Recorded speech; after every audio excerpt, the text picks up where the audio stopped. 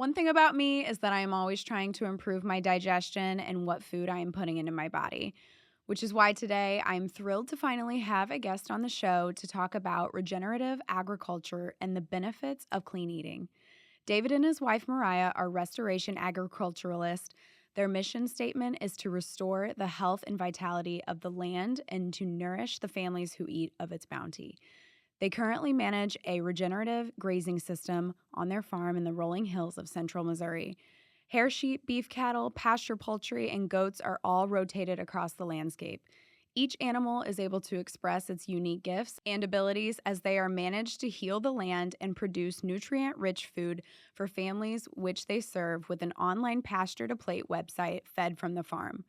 On this episode, David and I talk about what regenerative agriculture is and why it's so important for the quality of food and our health. David explains nutrient density and why the big brand products are lacking important nutrients, causing some people to need supplementation. We talk about why the treatment of animals during their life is crucial to the quality of meat, how to not be scammed by foods labeled organic, benefits of raw milk, and what you will find on the Boatright farm and on their website. It's my pleasure to welcome David Boatright to the show.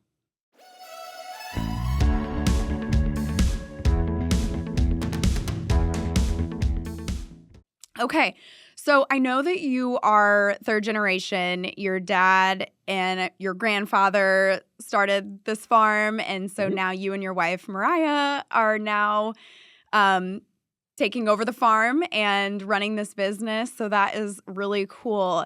So were they also into regenerative agriculture, or were you kind of the first generation to start that? Yeah, so definitely was the first generation to start that. So Okay. it was, yeah, it was quite a journey for both my wife and I to the regenerative ag side. So we both grew up pretty conventional ag. Um, I grew up. My grandfather actually passed away the year I was born, and so he left the farm to my father, well, to my grandmother, and my father ran it. And he did the best he could. Cattle, and really not much else. What I learned from him was being scrappy and thinking outside the box, but it was pretty conventional. They started implementing some basic rotational grazing and some kind of think outside the box stuff, but that was about it. And there wasn't any opportunity to come back to it. Um, when I got out of high school, I mean, my parents were very clear. It's like you can't come back here, so won't support you. Go, you need to go.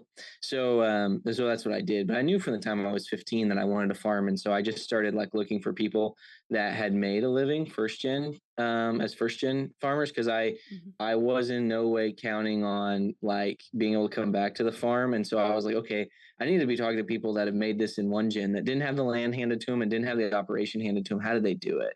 And so started just calling people on the phone, reading their books, and seeing the kinds of things they were doing. They were all into rotational planned grazing management, which is really tied to holistic management. And so I started reading those things, and anyway, it dived into um, getting some leased ground that we started with. My wife and I did. It was a real estate investment company of all things, and they bought some farms, and they didn't care what happened to them. They just said, "I don't want to get a call. The cows are out." So my wife and I took them over, or I did first, and then we got married. But took them over and started doing regenerative ag, this rotational grazing on them, and they loved it so much that they saw the transformation on the land. I mean, these were beat up places, and just turned around, and they liked it so much they actually bought a few more properties. Just Yeah. so we could do more of it. It wasn't their intention initially, but they just kind of fell in love with that vision. So that was kind of my start um, in the early steps of regenerative ag and kind of getting everything going. And so my wife and I actually built our whole farming business on ground leased from this company and others. About an hour to an hour and a half, we bounced around a little bit from the family farm, and so built it up. Um, Got into the I knew from the rotational grazing the aspect of the health of the land and the soil benefiting the plants, which then benefits the cows. There was a massive block though between a dissonance in my mind between the way that the animals were cared for in terms of like the nutrients they're eating. Like I totally got Mhm. it. Like wow, they're way healthier. The land will support more of them. Actually, like turning things around instead of this like slow decline of the land becoming less and less fertile every year unless you add chemical fertilizer. And so you could turn that around without it through plain grazing. There was no connection in my mind though that what we ate as humans would be tied, that our health could be then tied to like what we were eating and that the animals had eaten. And Mhm. so like my wife and I are running this farm and doing all grass fed, um, and and really seeing tremendous benefits on the land, and we're eating Walmart, just whatever's cheap. This is just kind of mind blowing now. I kind of laugh about it. And we had gotten married really young. And the joke was, and it was true, as I told her that when we were dating in high school, we were high school sweethearts, and really, before our first date, I told her, I said, I want to make a living farming. I want my wife to do it with me, not to have an off farm job. I really want a big family. And like I've been told by numerous people that the prospects of making a living in farming without your wife having a great off farm job are terrible. So if you're not down for that, incredible proposition, walk away now. And to her immense credit, she was like, no, that sounds awesome. So away we went and got married young. Um, I was 20, she was 21. And I'd already been doing it for 5 years. But we found out really quickly that we couldn't have kids, or at least that's what we were told. And that was going to take all kinds of treatments and medications, and nothing we could afford.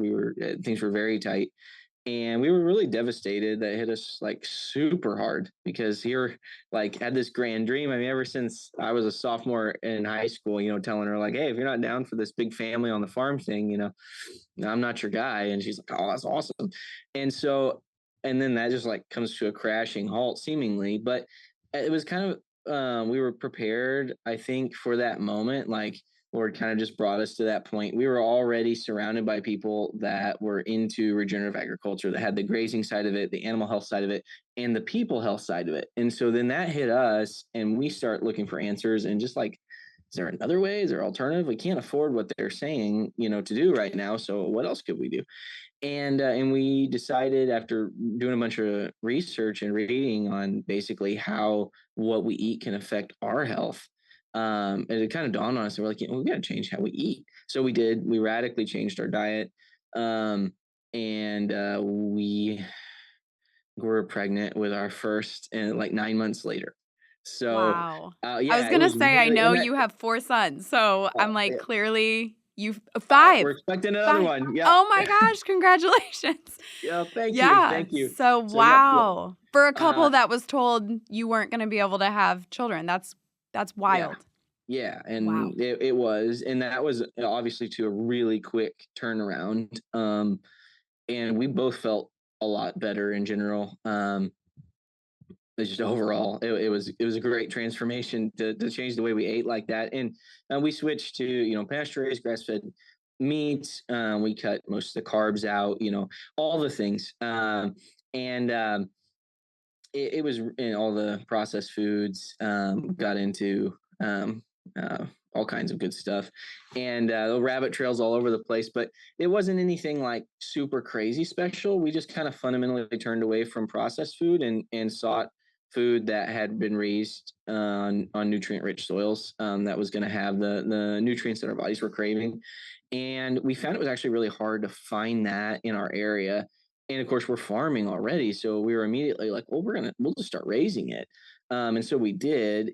It takes a while though to get through a finished product. We weren't finishing anything on the farm, like taking it all the way to harvest at the time. So it took us about 8 months to get things changed around so that we could produce most of it ourselves. And in that time, we kind of met a lot of frustration and ran into a lot of like greenwashing, like where stuff on the label was connotating it was done one way. And then once I knew how I wanted it done, being a farmer and knowing all the background, and especially being raised as a conventional farmer initially, and my wife, she grew up on a Tyson chicken farm. So confinement, factory chicken Oh farm my all the way gosh. was her Wow. background.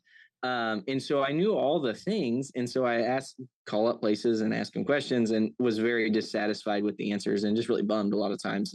It just wasn't, it was falsely representing what was going on. And so we had made some friends that also had small pasture raised meat businesses from their farm. And we're like, you know what? Like, we can't be the only ones that are, really struggling to find stuff like this. Like, what if we offered it? And, if it turns into something great, if not, okay.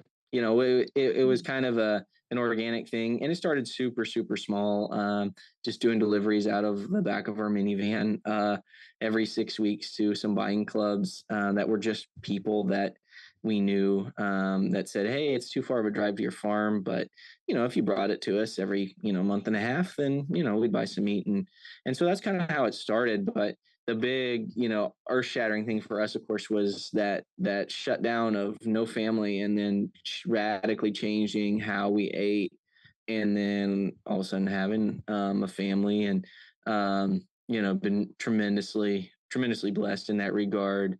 There's just so many other paths our lives could have taken, and so just immensely grateful to the Lord to steer us exactly how He did, brought us to that point. But that was a kind of our slow journey into regenerative agriculture, step by step. And now we wouldn't have it any other way, of course. It And sounds like it chose you. Like, Yeah, along the way, it just kept coming up, it sounds like you just along the way kept getting more and more into it as you went, and that's yeah. yeah, exactly. One little window of light at a time. Mhm. Uh, and it was probably about all we could handle at each point too. It's a radical transformation to grow up from like a conventional farming mindset to then to embrace a regenerative one. Like in Mhm. the conventional mindset, it's like the solution is always like a chemical salesman away. So you spend your time, um, basically, I've heard it said, and it's a pretty good adage, that a conventional farmer wakes up every morning thinking of what he has to kill, be it nematodes or fungus or bugs or weeds, or fleas or whatever he's got on his livestock or on his crops. He got to kill it, and how am I going to do it? And a regenerative farmer wakes up every day trying to think of how he's going to cultivate life, because what we're trying to do is to cultivate life and health in the soil, which then has healthy plants, which then Mhm. transforms into healthy animals, which then, by regenerative plant grazing management, benefits the grass, which benefits the soil, which benefits all the microbiome. And if you can keep those in really healthy balance, then that eliminates, most of your problems with pest species, and all those other things. But it's a really, really different way of looking at it. I know, um, when we were first starting, we got a certain kind of weed out in the field that it was a early succession species. And all that means is it comes when you have bare ground and all of a sudden you disturb it with planned grazing in a way that you're trying to get new things to establish. Early succession plants are going to be the first to grow. Early succession followed by mid succession. Grasses are mid succession. Mhm. Early succession is like legumes and most weeds that farmers spray. And we had a bunch of ones show up, and my dad was like, well, the only way you're going to you need to spray this, you need to mow this, like you're going to have seed for 10,000 years if you let all this go to seed. I mean, he was losing it over this. It was just funny. And we didn't change anything. When you're doing regenerative agriculture and that kind of holistic management, you're managing for what you want. And so that's a big paradigm shift, because if you manage for what you have in the moment, then a lot of times you end up creating the same problem that got you what you have in the moment. So if we sprayed it or mowed it, like what the lamb was trying to do is, it wants something growing, and that something grows and then gets knocked down, and it covers the soil surface, produces some organic matter, and jumpstarts the system. If you just always keep coming in and killing what's growing there, then what was perpetuating that weed growing there in the first place was nature basically crying out. Nothing else could survive in that harsh little environment. Instead, we let what wanted to grow, grazed it with the livestock in such a way that we managed for the things that were growing that we wanted to grow. We grazed them in an ideal way, just left the other weeds, and they took care of themselves. Within a few years, they were almost gone entirely, from being like 80% of what grew there to maybe two or three. Very healthy balance. And there's a lot of things like that with regenerative ag, but it's a hard change for a conventional farmer, to think like that. It's longer term thinking, um, and also to, Is your you dad know, still conventional thinking, or oh, no, he's come a is he long going way. So, over to the and to thus your our side? kind of return back to the family farm, because we do, today. My wife and I operate the family farm, and it's all regenerative. And we brought everything back about 5 years ago now. And so, basically, what happened was is we had gone off. We'd done our own thing, and it was showing good results on the land. He could see that we had made a living farming, which he they didn't think was really possible. Um, and it is really hard, especially starting from nothing. Like, we didn't have a land base anyway, and there was a lot of like obstacles to being first gen farmers, and we basically got to go experience that first gen farmer startup from nothing, and then and built that up, and then of course started having kids, and at about 5 or 6 years in, I guess, to us having, well, about 6 years into our marriage, they reached out and were like, "Hey," and we always stayed in contact and would come visit them and stuff, but we were an hour away, and they were like, "Well, we lost our farm manager," and basically, the long and short of it was they decided they cared a lot less about how the land was managed and a lot more about the proximity of the grandkids, and so they asked if we wanted to come back, and anyway, and so we did, and we were that was a really exciting moment to come back home, and then kind of get to work and transform what was going on here. And it was, coming back, like, he'd already been making some changes, very slow ones, kind of mimicking us a couple years behind, and so it was well on its way already. But it's been a huge blessing to come back and, um, run and operate that, and be bringing our sons up as the fourth generation Boatrights on this land. And there's something special about that. My grandma's still around, and so it's neat. We all get together, and just special. She can remember coming out here with my grandfather, and from a long ways away, and Yeah. and starting the first thing. So then to see all these boisterous boys running around and doing all the stuff on the farm, and knowing that the farm today could easily support all of them if they so chose, to want to pursue agriculture, and I hope that some of them do. Um, that'll be up to them, of course. But growing up for me, that was really uncertain. The farm was initially supported by my grandfather, who was also a doctor, and so when my dad was growing up, he always thought he'd be able to come back because it'd be okay, because his dad, was covering the main things, and then that went away when he died unexpectedly. And then growing up for me, it was very uncertain. My dad was just kind of barely keeping it all together, and there was no future for me there, and he made that abundantly clear. So it's been incredible to come back, Yeah. and not just to support my wife and I, but this small piece of land, to support. There's 12 people on our team now, that help us Wow. everything from farming day to day to help make deliveries and packing orders, and so it's really neat, and definitely rare in rural America. In our area, you've got to have thousands of acres to support, in the conventional mind, thousands of acres to support, maybe father and his son, if he's lucky, doing row crops. And, we're just a couple hundred acres here, and doing, tremendously more. And we haven't even begun to tap the potential of what could happen on just this little acreage. So Yeah. it's fun to see, and a real blessing for sure. To be able to come full circle now. Yeah, that is very cool.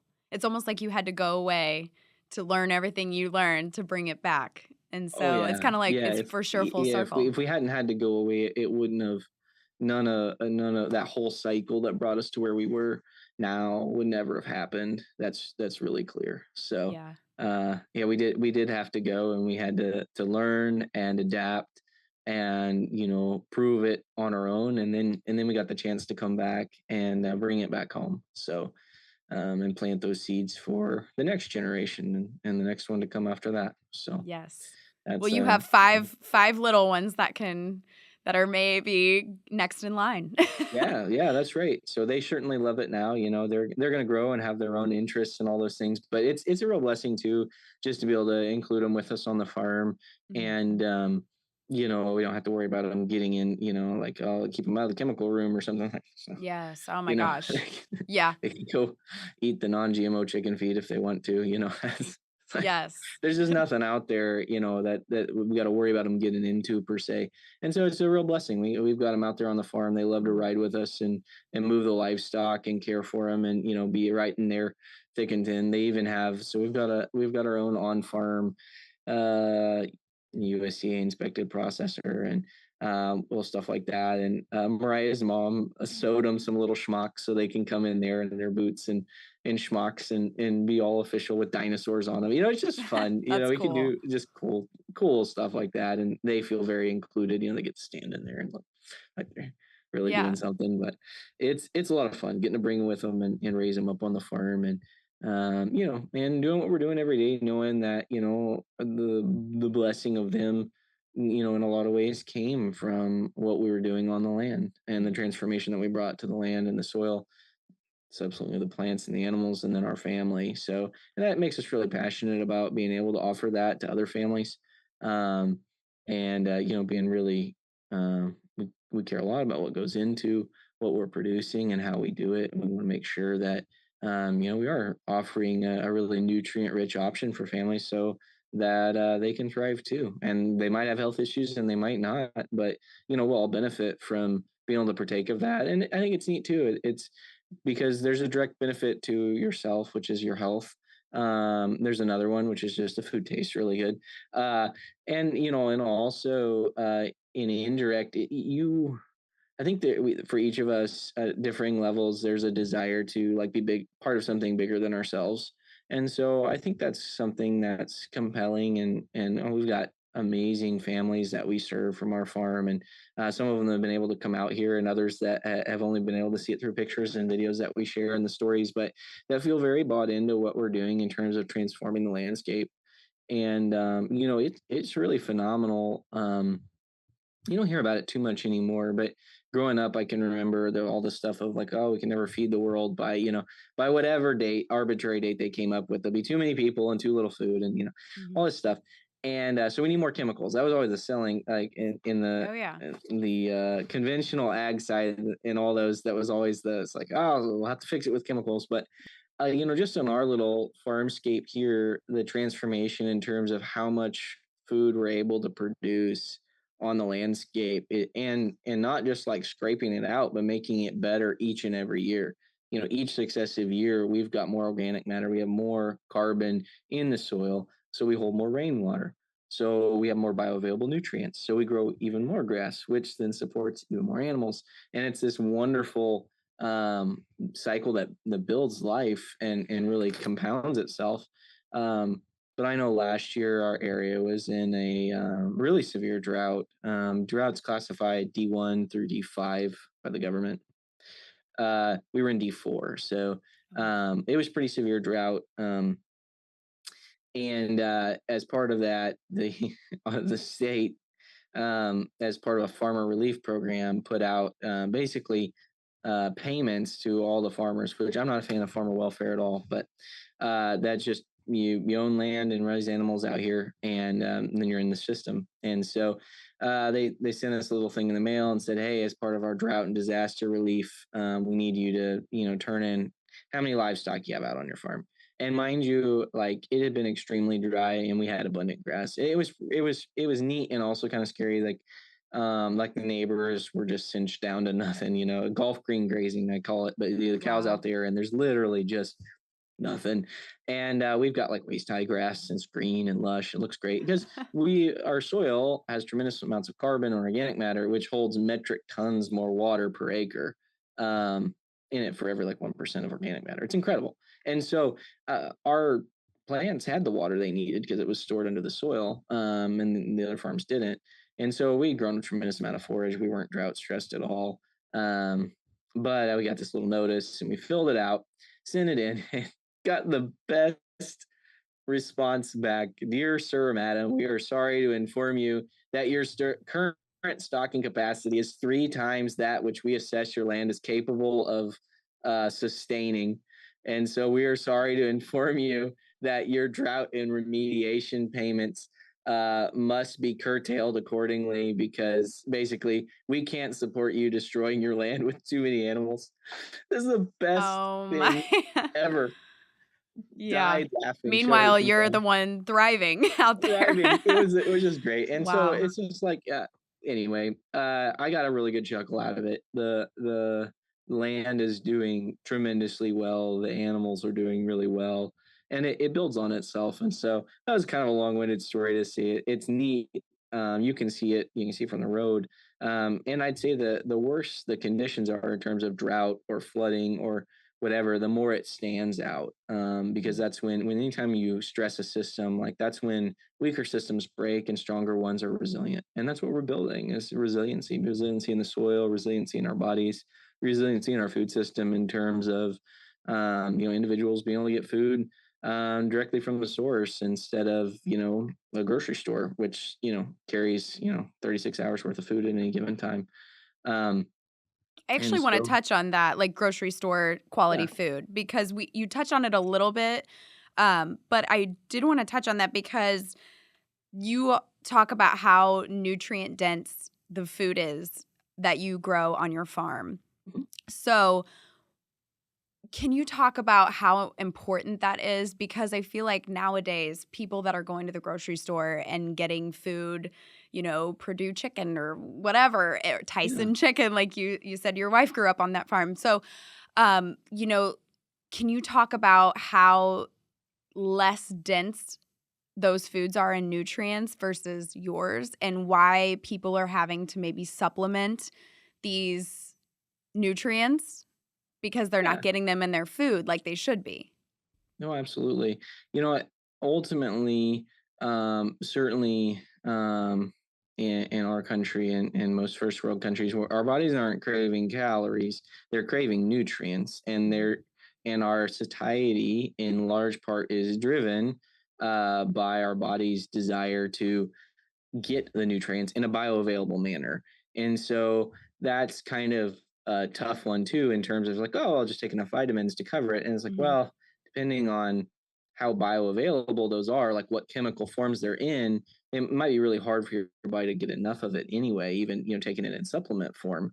Not putting down supplements at all, but when we're getting those same nutrients from a food, they're chemically, I would say, our food was designed this way, is that our bodies can digest them and use them and retain them dramatically better than artificially produced ones, in a stunning turn of events. mhm, um, but the nutrient density of the food is directly related to the nutrient density of the soil and the health of the plant on which it was grown.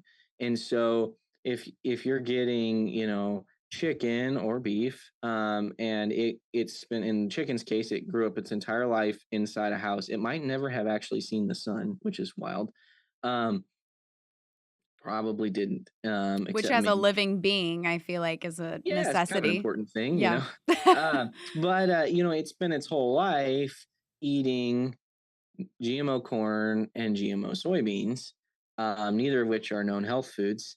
Mm, Right, no doctor ever, conventional or otherwise, has said, "Well, sir, we're sorry about your health condition. Just pick up some GMO soybeans and some GMO corn, and make that 50-50 mhm, on your diet, and you'll cure everything." No, no one said, no one ever.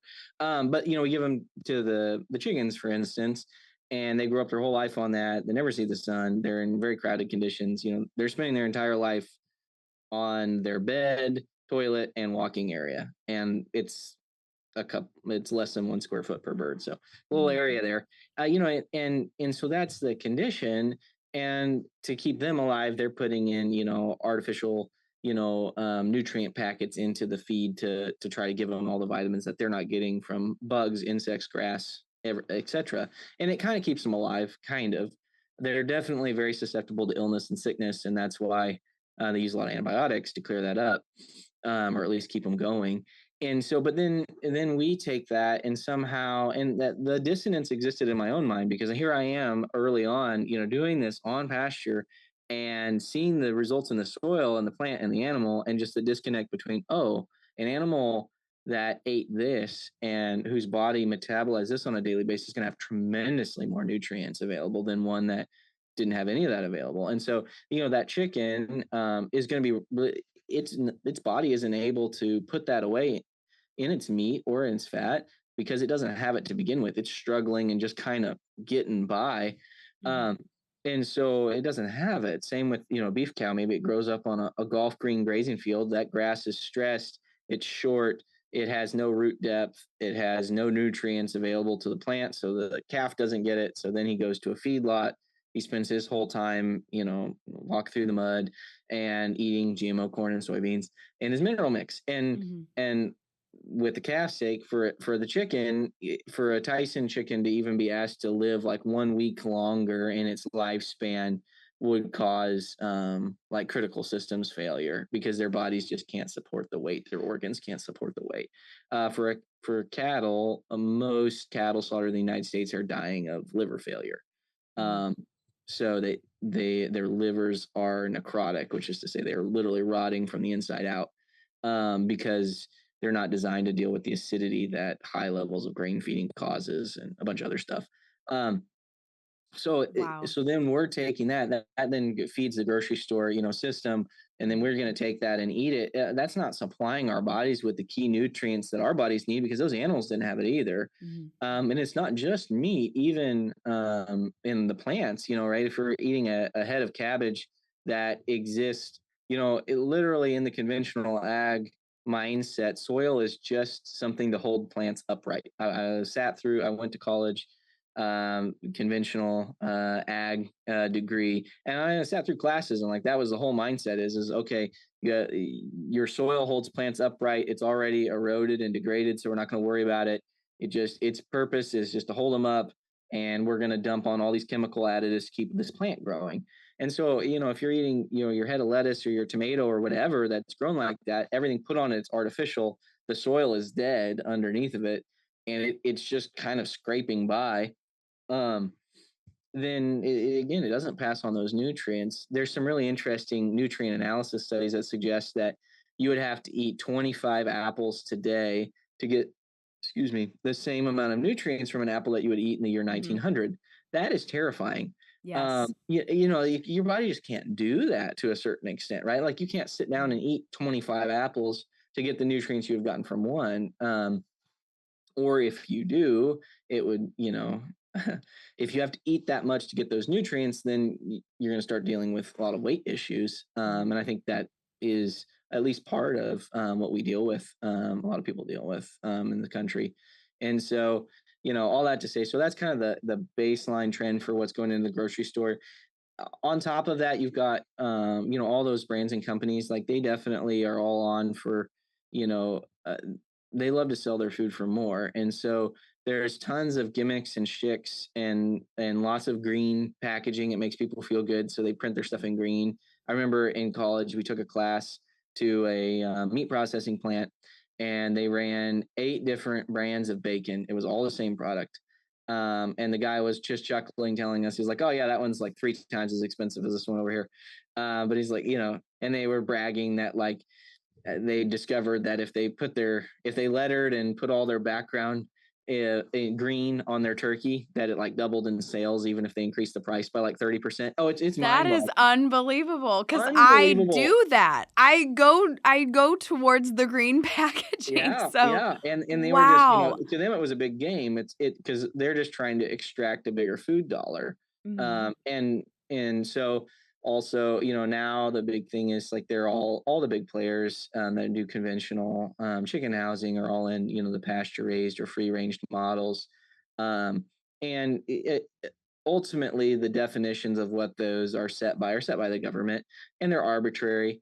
And as with any arbitrary rule, there's workarounds. And so, um, for instance, now, so if you go to the grocery store, unless you just know like the small farm doing it, the eggs say pasture raised or free range. Like It's it's the exact same confinement house that was before, except they just put a fence around the outside of it and cut a few holes in the side.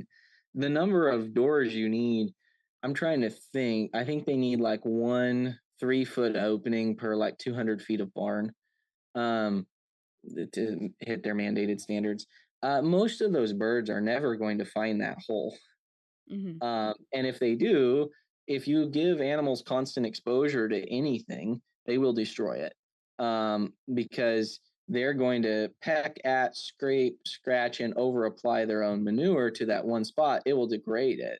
The only way the animals benefit the land is what we're doing with regenerative ag. So they go, they graze it, they reset it, they fertilize it, and then they leave. And you allow those plants to do a full recovery cycle. Mhm. That actually benefits the plant because the plant has no way of getting. Um, Plants have growth stages. When they get to the final growth stage, it's senescence. Basically, their leaves start turning brown, and they have no way to get rid of them. Unlike a tree, they can't just shed them, and so they can't. The plants are solely in the business of harvesting solar energy. They're turning sunlight into protein, but when their leaves turn brown, well, they're out of luck. So what we do with our grazing animals and our omnivores, like the chickens and pigs, is we're putting them in there in those fields. They're grazing those plants, which actually benefit them because it gets rid of all those older leaves and dander. They're fertilizing, they're laying the older leaves on the soil surface as carbon as a mulch, and then they're leaving. And then those plants then grow new leaves that harvest sunlight. If you leave the animals in, the animals would much rather eat the short new green growth than they would that old stuff. And so they'll keep eating that green growth, which eventually runs the plant out of its root reserves, and the plant dies or goes dormant. So Mhm. they cut the holes in the side of the buildings. They put this fence around them.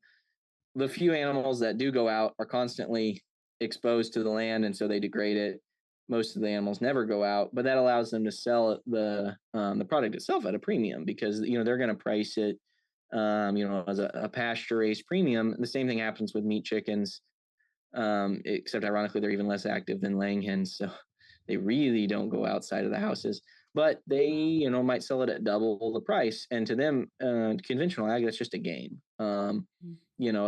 They're trying to get the most, bang for their buck. And that's not demonizing them, but it is, the fact that's what their goal is. They're just trying to capture more of a food dollar. They see demand. And so they're trying to fill it, and using the same model that they have.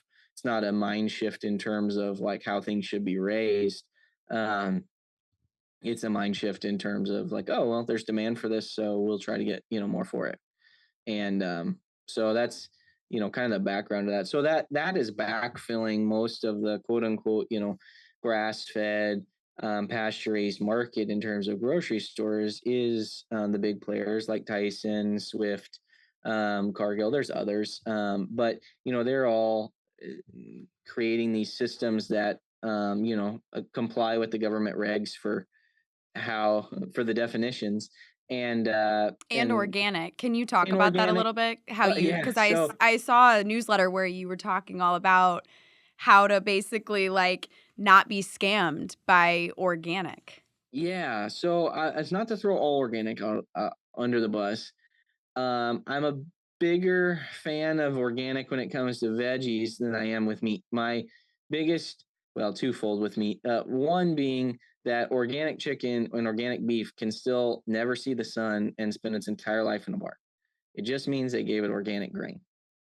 So that there's no benefit in something organic pasture raised. Well, it spent its life in the same barn with a hole cut in the side eating organic grain. Now, the fact that it ate organic grain over conventional, that's great because the organic grain hypothetically wasn't doused in glyphosate. Organic grain solidly costs twice as much as conventional. It is more expensive to raise, no doubt. It also is really easy to cheat, though. That 2x premium creates a huge incentive for people to game the system and basically sneak non-organically raised grains in through either export import scams, or in our own state of Missouri, there was a farmer, I think it was like 6 years back, ostensibly selling 10% of all organic grain in the United States, and it was all fake. Mhm. They were faking tests, and it was all conventional mixed in, and they were pulling samples from a very limited amount of actually organic raised crops and saying that those were samples from everything else. And he was just buying and trading. It eventually got busted. But during that time, one of the main costs of grain is the transport. And so 10% of the organic grain domestically in the United States meant for the Midwest region, he had to have been pushing, certainly for the state of Missouri, pushing, 90% or more of all the organic grain Mhm. that was being fed was conventional GMO, just shticked by him. And so Wow. that's really sad. It's really Yeah. terrifying, actually. And so we are not certified organic. The cost is tremendous. And it doesn't root out the bad players. Ultimately, you just need to know the source of your food. We feed non-GMO grains to our chickens and our pigs. They're omnivores. Their bodies are designed to have both greens and grains.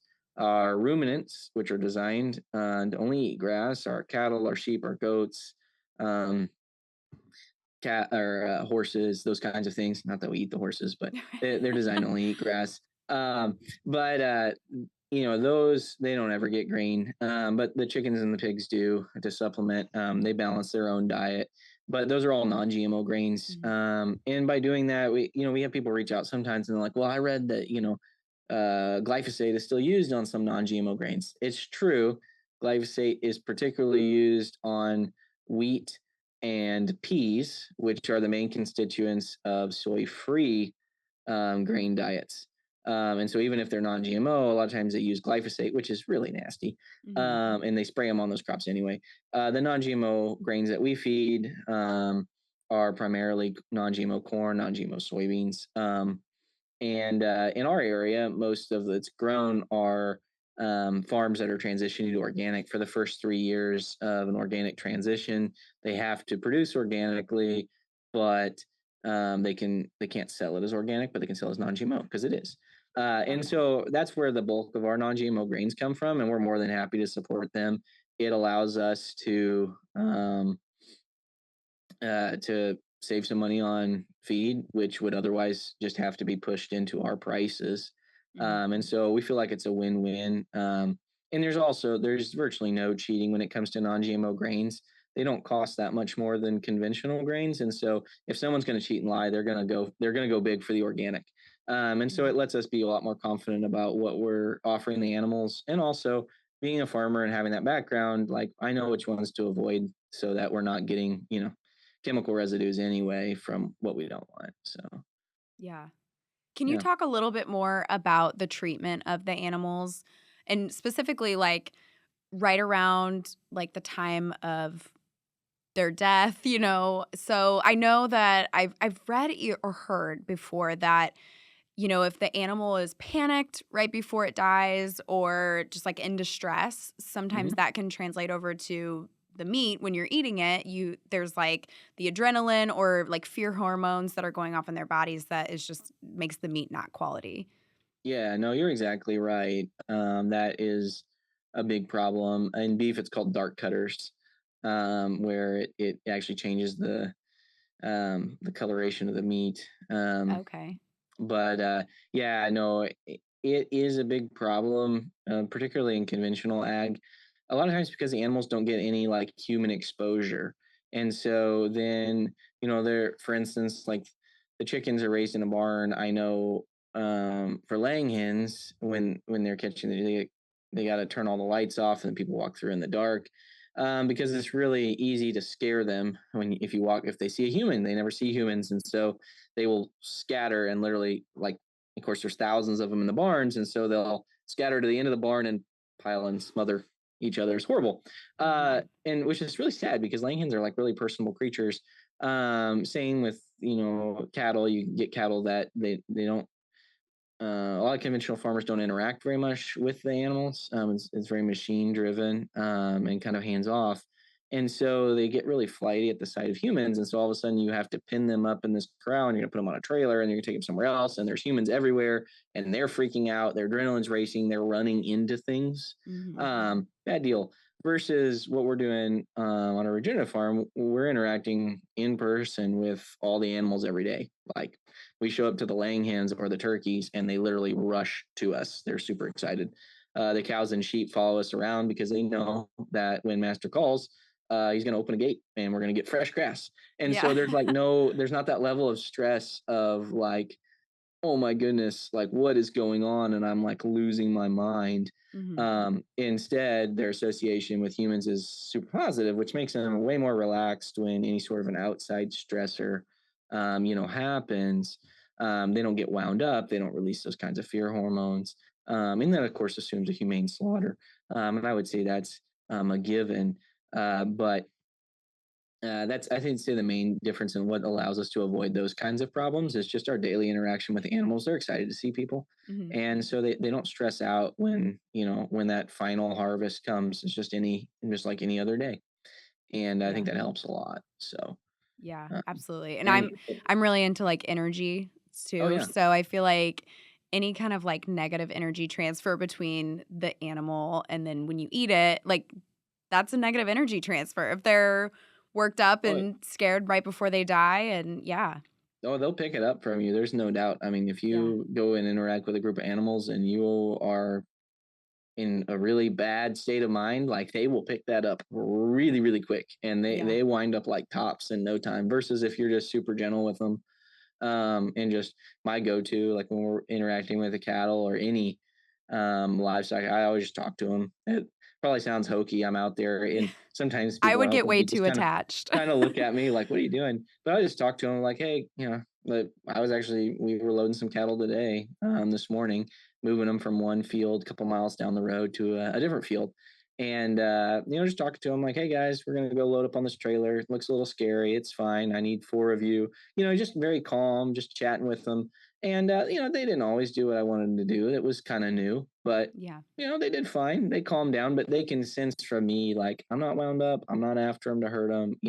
And so they subsequently stayed calm and eventually did what I needed them to do, which was Mhm. slowly walk on the trailer. Yeah. Uh, and they were then given a nice reward 5 minutes later when we dropped them off. And so I think there is tremendous power in that versus a really negative attitude and atmosphere. And they pick up on that or very threatening and, they wind up and yeah. And all that, all the fear hormones and all that, that's going to dump into the bloodstream and be in their muscles and you harvest them like that. And can't be good. So Yeah. Yeah, well, if I reincarnate as a cow, I wanna be on your farm. So, I wanna jump over a little bit and talk about, raw milk, or Mhm. as I've heard it called, it's just milk Yeah, because real milk. real milk, yeah, it's not raw, like, raw is a modern term that we've Mhm. started using because it's the actual milk. So, one of the things that I've learned about raw milk, and specifically you do A2 milk, Mhm. Yep, is A2. that yes, and it's that it's not pasteurized. And so that the pasteurization process is sometimes what can cause people to have lactose issues when they drink milk. Mhm. So, and that's a shame because there are so many benefits in this raw milk. So, can you talk a little bit about that, like what the benefits of raw milk, A2 milk are? Yeah, absolutely. So, assuming that the animal is raised, regeneratively on those kinds of pastures, the mill fat is the main place where minerals, phytonutrients, and a lot of vitamins are stored. And so, if an animal's putting on and depositing healthy levels of fat, that's going to be where those nutrients are stored, and that is so that that animal can then pass it on to its offspring through milk. And so, be it, or in the chicken's case, through the egg, but it has a fatty portion in the egg that it does that with. For cattle and sheep, goats, all of them, even the fat that they put throughout the rest of their body is stored in reserve so that when they need to make more milk, they'll pull from that. And so, Is that um, what classifies them as A2? well, the A2 is actually a protein. Oh, So okay. Okay, the 'cause A2 I is a never knew that. protein. So you've got A1 proteins and A2 proteins, and you can have some cows will make both. Some will make only A1. Some will make only A2. And Okay. so it's the A2 protein. A lot of people that have milk allergies is related to one of two things. The first one being that they're allergic to the A1 milk protein. The A2 protein is definitely got way less allergic reactions to it. People way less that they just do. There's some neat things different about A2 proteins compared to A1. And we could take a really deep dive there, and we'll probably pass on that. But suffice it to say, it has some other benefits, but the primary one is definitely digestibility. The Mhm. second thing that comes into play is what you talked about raw milk, which definitely is a modern term because that was just milk from all time until pasteurization was broadly implemented in, I believe, the 1930s. Mhm.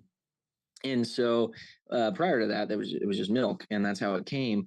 And milk, in its natural unpasteurized state, has lactase in it, which is the enzyme needed to digest um, lactate, and so anyway, lactose, and so it comes with the protein to break it down, which is or the enzyme to break down. Super convenient Yes. because the calf needs it. It was just born, and so when it's getting its mother's milk, it needs that enzyme. It can't make it on its own yet, and so that makes sense. But when you pasteurize it, it breaks down all of the lactase, and so then your own body has to be the one producing it. So there's a lot of people that are lactose intolerant and that can actually drink milk if it's not pasteurized. So there are reasons that that they made the shift to largely pasteurizing milk, and some of them were kind of legitimate in the time. There was some huge sanitation issues. At the time, dairies were feeding primarily distillers grain products, basically the residues from making beer and to Oh. the point that it turned milk blue, Mhm. um, and which is just insane actually to think about that. Before they came up with boiling it, they did at other times put things in it like formaldehyde, Oh my which is gosh. used to permanently preserve things. Wow. So it definitely wouldn't want to drink that. But then they No. started pasteurizing it. And pasteurization kills everything in it, right? It Mhm. sterilizes it at least at that moment. And so it's going to kill it's going to denature the enzymes. It's going to kill all of the healthy gut bacteria. Anything living in there is just going to die. And that's not to say that there aren't some nutrients that survive that, but it's definitely hard on everything, and and just eradicates most of things. It does kill any nasty things that would be in there.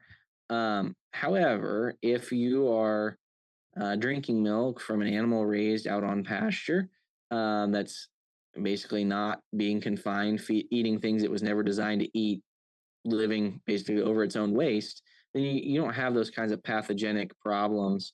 There was a really interesting study that was done on beef cattle that showed just 2 weeks, if you took a beef raised in a feedlot its entire life and with all the inherent problems and put it on pasture for 2 weeks before it was slaughtered, it would shed off like 95% of the E. coli it was carrying. It would Oh just lose my. it. Wow. The pasture was enough of a cleanser. So Mhm. if you spend your entire life on said pasture, eating nothing but that kind of cleanser, um, this is just a tremendously different thing from a health perspective. And so you don't worry about those kinds of virulent things. And the milk is conveniently containing, lactase and all kinds of other nutrients that would be denatured. Raw milk, good stuff. And a lot of people that can't drink regular milk can enjoy it. Plus, if it raised on regenerative grazed land, then the milk fat, which is way higher, if you ever get some real milk, you'll Mhm. notice like the fat content at the top is really Yeah, high, and you you're like, can see it. wow, Yeah. that's really cool, and that's packed full of nutrients. It's great for you. It's really neat stuff, but yeah, it most people don't know it. There's a lot of fear surrounding it for sure, Mhm. and you know that's a shame, but you do what you can, and you spread the word, and how something raised makes a big difference. Like I wouldn't want to drink milk that wasn't pasteurized from a cow in a conventional dairy. I wouldn't do it.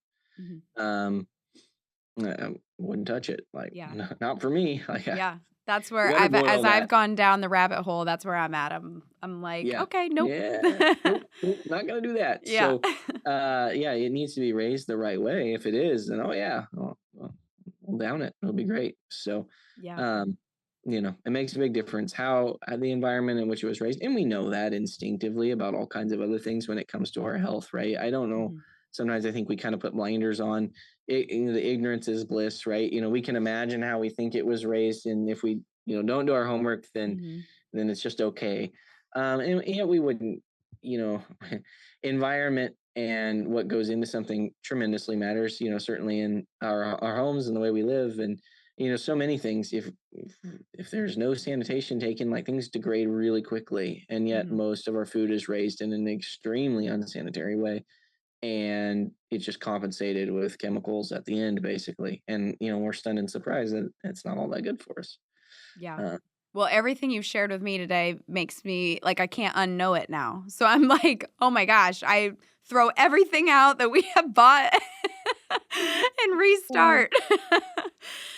So, can you share with us what you have on your website? So, if someone is getting on your website, what you have to offer as far as like meats to buy and everything else? Oh yeah. So I'd say the primary thing we have to offer is a connection to a real farming family and the peace of mind that comes with that. Mhm. There's real people. If you call us or email us, it's a real person. Us, doing that. We offer grass fed to finished beef and lamb. We also offer pasture raised chicken, pasture raised pork, and pasture raised turkey. You can get pasture raised eggs from us. There's a handful of other miscellaneous things that we do out and about on the farm. Those are the main ones. You can order online. We have home delivery options, or you can pick it up here on farm, or we have depending on where you're at, we do drop off locations in several cities that are a few hours from us. And so you can actually meet us, meet our delivery driver. It's a lot of fun. And also, you get to meet like other people that are also interested in this kind of food. So a lot of them Mhm. kind of turn into like pseudo communal events.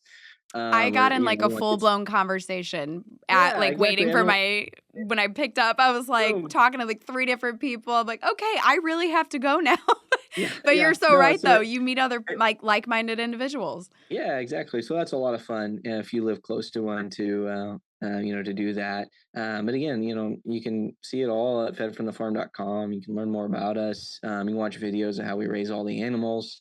You can read our stories of all kinds of interesting things that happen on the farm. And your So newsletters. You're in definitely the gonna wanna newsletters, sign yeah, up yeah, for we your send out a newsletters. weekly Yeah. newsletter.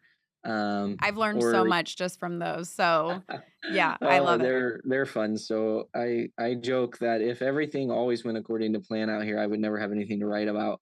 But it's good, and the cyclical nature of farming. I enjoy it. I enjoy sharing like what we're doing out here, and just yeah, Yes. all kinds of And you different do things. But farm hey, tours too, correct? yep, yeah, Farm we sure tours. do. So a couple times a year, we do farm tours. We've got one coming up in October, so you can see that at the website too, and sign up for that if you want to come out and see it firsthand, which is a lot of fun. We like doing them. People ask us, "Why don't you do a lot more?" It's like, because we're running around like Yeah, we're a little crazy busy. trying to, yeah. So that's the only irony of it all is on a pasture raised farm is it's beautiful and incredible, and we do most of what we do during the growing season, spring, summer, fall, and we also run like crazy during that time. And so it is hard to block out tremendous amounts of time to slow down and do a tour, and not to just take care of normal chores. And so Yeah. we make a few specified times when we have all the time to do any tours we wanted to is in the wintertime Mm. when nothing's green, nothing's growing, and most of the animals aren't here because they've been harvested. And Mhm. so, it's, and the ones that are, they're still eating stored grass and forage, but it's just not as exciting as, the birds chirping and the green grass underfoot and, the chickens chasing you to the fence and, you know, all Yeah. those awesome things. And so, but we make some time a few times a year and invite people out for farm tours. There's a farm pickup every week on the farm. People come out and can kind of get a shorter glimpse of it if they want to drive out here. Absolutely. But the Mhm. farm tour is typically 2.5 hour immersive. We dive in, take a wagon all over the fields. We look at different groups of animals. Everyone's a little different depending on what we check on that day. We typically try to incorporate a move, either moving the sheep or the cattle, and have everybody right next to it and just watch the animals run by. It's a lot of fun. So, That's so cool. I would love to bring my family. I feel oh, like absolutely. the more I can push my kids to do things like that, the better, because they need a little bit of that, that Oh country yeah, farm life, because they're, yeah. we live closer. We're still in the country, but a little closer to the suburbs, so they don't really Yeah. get to experience that farm life that I would love for them to see every once in a while. Oh, absolutely. No, I think it's good to get that connection, and we love having the families out on the farm tour. I would say I don't know that we've ever done a tour where there wasn't two or three families with their kids, and it's a lot of fun. They get a lot out of it, really seeing the animals up close and what's Mm. going on, and so it's fun. It really is. So, and of course, our boys are running around. They think it's fun to have other kids, there, and telling them Yes. all the things, like they think they're pretty cool stuff. Yeah. Dispersing all the farm facts with so much authority and gusto. So, but Yeah. it's a lot of fun. We like it. Love to show people what we're doing. We're really passionate about it, and so that's good. Good to come out. People ask us sometimes too. Can I bring my camera? Yeah, take a video. Absolutely, yes. I hope you do. I hope you post it everywhere. Yeah. That's definitely want you to come out and document it. So a lot of farms do have no camera policies and all that, and it's a conventional mindset and just like, well, we don't want to showcase what's happening here. People might take it the wrong way. It's like, huh? You just change how you do it. Yeah. So hey, come out and we're happy to showcase what we're doing, and we love for people to film it and take pictures and all the things. So Very cool. Very, very cool. Well, so it's fed. Can you share your website one more yep, time for fed everyone? fedfromthefarm.com. So Wonderful. And you're in Sedalia, Missouri? yep, Sedalia. Sedalia. Yeah, it's Okay. kind of a mouthful. So Okay. we're kind of like equidistant between St. Louis and Kansas City Okay. on 50 highway instead of I-70. So it's just a little south of I-70. And yeah, Wonderful. nestled right in the middle of the state. So, but a nice area, and we love it. So it's been the home for our family since the '60s, and Lord willing, it'll be the home for many, many, many years to come for future generations. So, Awesome. Well, this episode has been so informational. Like it's been awesome. Thank you. Thank you so much for coming on and sharing everything. And I'm super excited to not only purchase some of your products, but stay in touch because oh, it's absolutely. been great.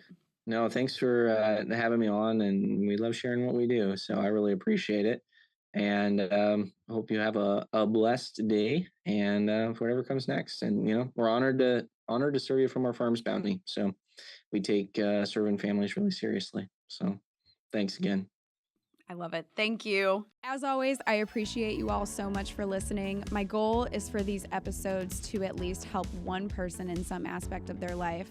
So if you like what you hear, don't forget to follow, like, subscribe to the show, as well as follow us on social media at Inside Voice Pod. Thanks.